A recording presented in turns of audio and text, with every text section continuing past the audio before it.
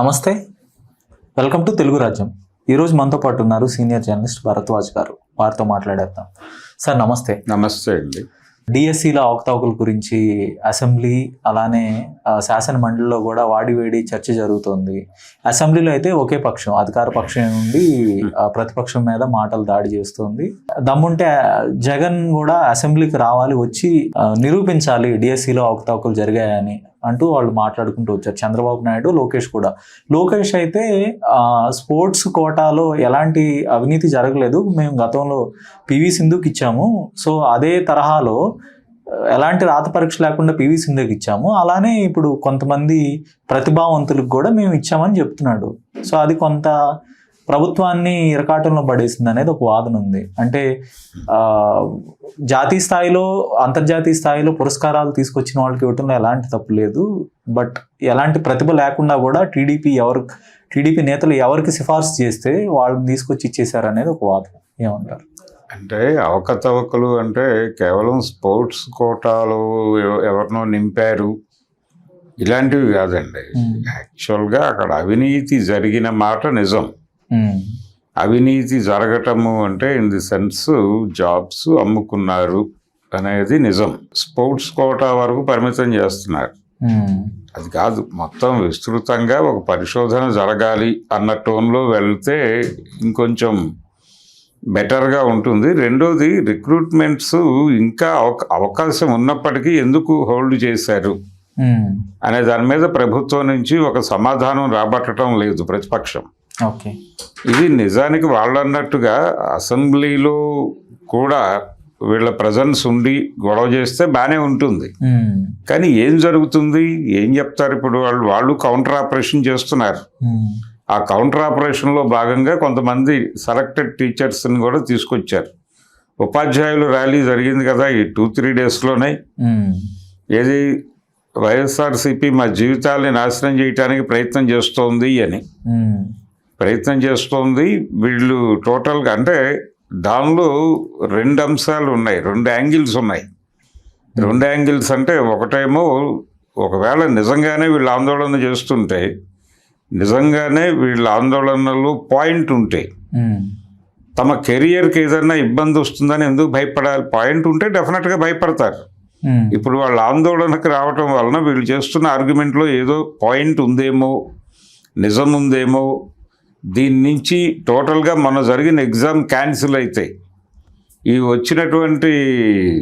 వాళ్ళకు వచ్చినటువంటి అలాట్మెంట్స్, ఈ జాబ్ అలాట్మెంట్స్ అన్నీ సందిగ్ధంలో పడిపోతాయేమో అన్న ఆందోళన కనిపించింది వాళ్ళ మాటల్లో. అంటే ఏదో మేరకు స్మెల్ లేకుండా అలా అంత హడావిడి చేస్తారా? ఇందాక మీరు అన్నారు పివి సింధు విషయం ప్రస్తావించడం, అది బూమరాంగ్ అయ్యే అవకాశం ఉందా అని. దానికంటే కూడా ఈ ఉపాధ్యాయులతో వాళ్ళు ఉపాధ్యాయుల్ని రోడ్డు మీదకు తీసుకొచ్చి జగన్ మీద దాడి చేయించారు. మా జీవితాలతో ఆడుకునే ప్రయత్నం చేస్తున్నావు, నువ్వు మానేసే తక్షణం ఇమ్మీడియట్గా అని. అది కూడా డౌట్స్ క్రియేట్ చేస్తుంది జనాల్లో. ఏ డౌట్స్? ఒకవేళ వీళ్ళందరూ డబ్బులు పెట్టేసి కొనేసుకుని చేరిపోయారేమో, ఈ కొనుక్కున్న వ్యవహారం బయటపడి వీళ్ళందరూ మళ్ళీ రోడ్డు ఎక్కాల్సి వస్తుందనే భయంతో ఇప్పుడు ఇలా తిట్టే కార్యక్రమం మొదలు పెట్టారా అని డౌట్ రావడంలో ఏమాత్రమూ అసహజం లేదు కదా. కాబట్టి ఇలా తెలుగుదేశం పార్టీ వీళ్ళ విమర్శలను ఎదుర్కోవటానికి చేస్తున్న ప్రతి ప్రయత్నము బూమరాంగ్గానే మారుతోంది. ఈ బూమరాంగింగ్ ప్రోగ్రాంలో భాగమే ఇప్పుడు అసెంబ్లీకి వచ్చి ఏం మాట్లాడతాడు? ఆయన ఇదే మాట్లాడతాడు.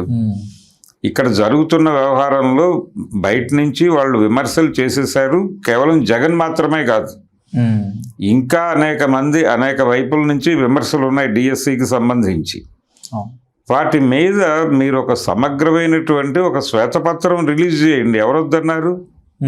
ఇన్ని పోస్టులు ఉన్నాయి, ఇన్ని పోస్టులకు గాను మేము ఇన్నే ఇవ్వదలుచుకున్నాం, ఇన్నిటికి సంబంధించి మేము టెస్ట్ పెట్టాం, దానిలో ఎలిజిబుల్ క్యాండిడేట్స్ని తీసుకున్నాం, అంతా పారదర్శకంగానే జరిగింది, దీనిలో ఎక్కడ ఏది ప్రూవ్ చేసినా మేము రిజైన్ చేయడానికి సిద్ధంగా ఉన్నాం అని ఛాలెంజ్ చేసేసి, దీని మీద ఇక ప్రభుత్వం వైపు నుంచి డైలాగ్ ఉండదు. ప్రూవ్ చేయాల్సిన బాధ్యత అవతల వాళ్ళదే. మేము దీని గురించి మాట్లాడాం. ఏది అంటూ దెన్ ఎప్పటి వరకు మాట్లాడడం? మీరు ప్రాపర్ విట్నెసెస్తో రోడ్డు మీదకి వచ్చినప్పుడు మాట్లాడతాం. అప్పటి వరకు మీరు ఏవైనా అరుచుకోండి, మాకు సంబంధం లేదు అని వెళ్ళొచ్చు కదా. నువ్వు నిజాయితీగా చేసుంటే కార్యక్రమం అది జరగలేదు కాబట్టి ఈ డ్రామాలన్నీ నడుపుతున్నావు. నువ్వు కౌంటర్ డ్రామా అనే నెరేటివ్లోకి వెళ్ళేవంటేనే నువ్వు ఏదో చేసినట్టుగా మేము అనుకోవాల్సి వస్తుంది. అందుకని ప్రభుత్వం చేస్తున్నటువంటి ఈ డిఎస్సి చుట్టూ ఆడుతున్నటువంటి గేమ్స్ అన్నీ ఏదో జరిగింది అనే అనుమానం అయితే క్రియేట్ చేస్తున్నాయి. వీళ్ళు ఇంకా కోర్లోకి వెళ్ళట్లా. వీళ్ళు ఎంతసేపు ఆ స్పోర్ట్స్ కోట చుట్టూ తిరుగుతున్నారు. అది కాదు అసలు అమ్ముకున్న ఉద్యోగాలు ఎన్ని, ఎందుకు ఉద్యోగులు ఇప్పుడు ఆ ఉపాధ్యాయులు రిక్రూట్ అయిన ఉపాధ్యాయులు అందులో ఒక అతను మాట్లాడుతున్నాడు. అతను ఏమంటాడంటే నేను వైఎస్ఆర్సీపీ మనిషిని, నేను జగనన్నకి భక్తుడిని, మా కుటుంబం కూడా అదే, కావాలంటే మా ఏరియాకి వెళ్ళండి, నేను మా అడ్రస్ ఇస్తాను, అక్కడ ఎవరి దగ్గరికైనా వెళ్ళి నా పేరు చెప్పండి, అతను వైఎస్ఆర్సీపీ మనిషి కదా అంటారు. కనుక అలాంటి వాడిని నేను ఇప్పుడు జగన్మోహన్ రెడ్డి గారిని ఆయన ఎందుకు వచ్చాడు రాజకీయాల్లోకి అని తిట్టాల్సి వస్తుంది. ఎందుకు తిట్టుతున్నానో అర్థం చేసుకోవాలి. ఆయన ఎందుకు అర్థం చేసుకోవాలి అంటే మా ఉద్యోగాలన్నీ ఇప్పుడు ఊరుతాయి ఈయన గొడవ వలన. ఎందుకు మా జీవితాలతో చెలగాటాలు ఆడుతున్నాడు జగన్, ఆపాలి కదా అని మాట్లాడాడు ఆయన. అంటే అంత ఆందోళన ఎందుకు పడాలి అక్కడ విషయం లేకపోతే? అంటే తీగలాగుతున్నారు, ఎక్కడో డొంక కదులుతుందేమో అని భయమే కదా అది. అందుకని ఉన్న డొంక ఏంటి అనేది ఇంకొంచెం రూటెడ్గా పరిశోధించి రోడ్డు మీదకి, అంటే చాలామంది ఎలిజిబుల్స్కి కూడా జాబ్స్ రాలేదు అనేది ఉంది అక్కడ. పాస్ అయిన వాళ్ళకు కూడా అందరికీ పోస్టింగ్ రాలా. సార్ సహజంగా ఇలాంటి ఆరోపణలు ఏదైనా చేసినప్పుడు కొంత ప్రభుత్వం ఆరోపణలు చేసిన వాళ్ళని భయపెట్టే విధంగా వాళ్ళ మీద కేసులు పెట్టడం, లేదంటే వాళ్ళ మీద చట్టపరమైన చర్యలు తీసుకుంటా ఉంటే ఇలాంటి బెదిరింపులు అయితే చేసేది. బట్ ఈ డిఎస్సి వివాదం ప్రారంభమైన తర్వాత ఎలాంటి కేసులు కానీ మీరు తప్పుడు ఆరోపణలు చేయడానికి లేదు అనే ఒక వాయిస్ అయితే వీళ్ళ నుంచి రావట్లేదు. అంటే ఎక్కడో మనం తప్పు చేసామనే భావన ఉన్నారా కూటమి? అది కాదు అసలు విషయం. వాళ్ళు ఉన్న విషయం చెప్పకుండా ఈ డ్రామాలు ఆడటం. ఎప్పుడైతే మీరు డొంకదారుల్లో తిరుగుతున్నారు అనేది అర్థమవుతుందో ప్రపంచానికి, సంథింగ్ ఏదో జరిగింది, భయపడుతున్నారు అనే సెన్సే. భయపడుతున్నాం అనే విషయం వాళ్ళే చెప్పుకుంటున్నారు ఈ పిచ్చి వేషాలన్నిటి ద్వారా. కనుక ఇప్పటికైనా వాళ్ళు ధైర్యం ఉంటే, అంటే జగన్మోహన్ రెడ్డి అడగటం లేదు కాబట్టి మొహమాట పడుతున్నారేమో కానీ నిజానికి ఒక డిమాండ్ బయట నుంచి రావాలి. ఇప్పుడు లెఫ్ట్ పార్టీలు కూడా ఇన్వాల్వ్ అవ్వాలి ఈ విషయంలో. జగన్ కలిసి రాలేదు. విద్యార్థి సంఘాలు కూడా వామపక్ష విద్యార్థి సంఘాలు కూడా పట్టించుకుని నిజంగా అక్రమం జరిగిందా లేదా అనేది ఒక థర్డ్ పార్టీ ఎంక్వైరీ జరిపి దాని మీద ఒక డిబేట్ పెట్టి, ప్రభుత్వం తప్పు చేస్తే ప్రభుత్వాన్ని, ప్రతిపక్షం తప్పు చేస్తుంటే ప్రతిపక్షాన్ని, వీళ్ళని రోడ్డు మీద పెట్టే ప్రయత్నం ఎందుకు జరగటం లేదు ఏపీలో అంటే డౌట్స్ ఉన్నాయా? ఆల్రెడీ ఎక్కడైనా ఏదైనా రాజీలకి ప్రతిపాదనలు వచ్చాయా ప్రభుత్వం వైపు నుంచి? ఇలాంటి డౌట్లు కూడా ఉన్నాయి. అందుకని సంథింగ్ ఏదో జరిగింది. అది మనకి మొదట డౌట్ లేదు. వీళ్ళు ఏదో అనవసరంగా లేనిపోని విషయాలు కెలికి కేవలం ప్రభుత్వాన్ని ఇబ్బంది పెట్టడం కోసం ఈ హడావిడి చేస్తున్నాడేమో జగన్ అని అనిపించింది. కానీ అలాంటిది ఏం లేదు నిజంగా. అంటే ఆయన ఇంకా లోతుకు వెళ్ళలేదు అనేది అనిపిస్తోంది.